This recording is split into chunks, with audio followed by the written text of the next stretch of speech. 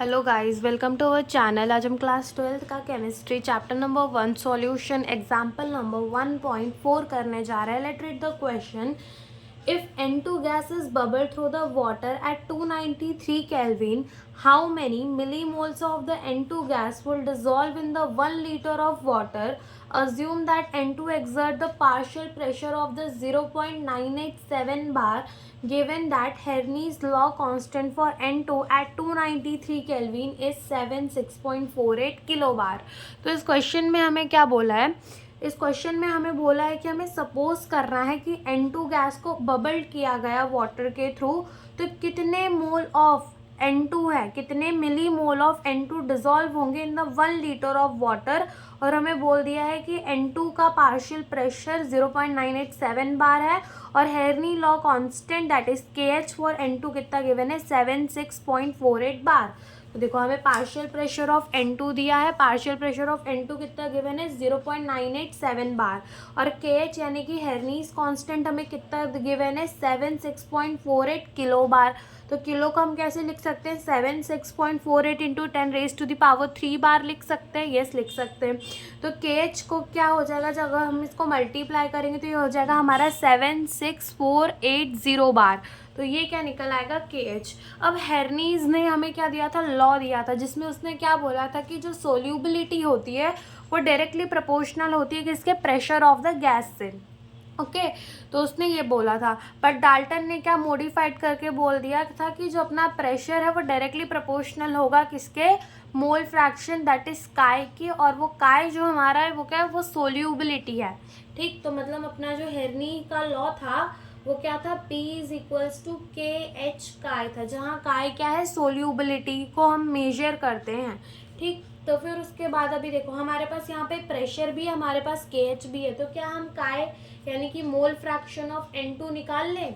तो pressure of N2 divided by KH, pressure कितना given है हमें 0.987 बार अपॉन में KH कितना 76480 इक्वल्स टू, इन दोनों को डिवाइड करेंगे तो हमारा आंसर आएगा 0.000129 एंड पॉइंट को शिफ्ट करेंगे तो हमारा 1.2123 एंड 5 डिजिट शिफ्ट किया और लेफ्ट में जाने राइट में जाने में क्या होता है माइनस, तो यहाँ ये आ जाएगा माइनस, यानी कि इतना अपना क्या आ गया, मोल फ्रैक्शन ऑफ N2 आ गया।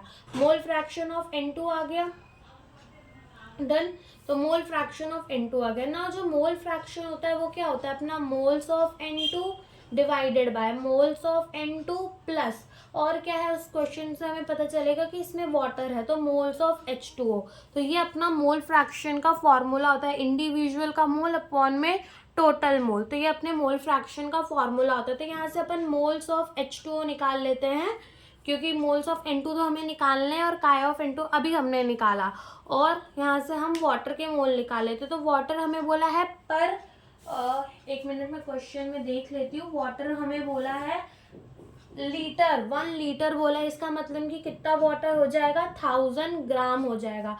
1000 को डिवाइड करेंगे, वाटर का मोलार मास 18 होता है, तो मोल्स ऑफ वाटर आ जाएंगे 55.55 मोल आ जाएंगे। नाउ वैल्यू पुट करो, देखो काय ऑफ N2 यानी कि मोल फ्रैक्शन ऑफ N2 कितना मिला अपन को 1.2 into 10⁻⁻5 is equals to moles of N2 upon में moles of N2 plus moles of H2O कितने हैं 55.55। अब यहाँ पे जो अपने मोल्स हैं N2 के वो बहुत छोटे हैं देन मोल्स ऑफ H2O, तो इसको अप्रॉक्स किसके बराबर मान लो, मोल्स ऑफ H2O के बराबर ही मान लो। ठीक है, तो यहाँ से 1.2 into 10⁻⁻5 is equals to moles of N2 upon में क्या हो जाएगा 55.55। तो यहाँ से अपने मोल्स ऑफ N2 आ जाएंगे 1.2 इंटू 10⁻⁻5 इंटू 55.55। तो यहाँ से जो मोल्स ऑफ N2 है वो हमारे कितने आ जाएंगे, वो हमारे आ जाएंगे 71.5 इंटू 10⁻⁻5। तो हमारे मोल्स ऑफ N2 आ गए। बट क्वेश्चन में हमें मोल्स ऑफ N2 नहीं, क्वेश्चन में हमें क्या पूछा है, क्वेश्चन में हमें पूछा how many milli moles of the N2, यानी कि क्या करो इसको मल्टीप्लाई कर दो 10⁻³ से। तो जो हमारे N2 के मिली मोल्स आ जाएंगे, वो कितने आ जाएंगे, 1.5 इंटू 10⁻²। और ये अपने जो मिली मोल्स है N2 के वो आ जाएंगे 0.715 मिली मोल। तो ये हमारा आंसर आ गया, यही हमसे इस क्वेश्चन में पूछा था। Thank you for watching the video.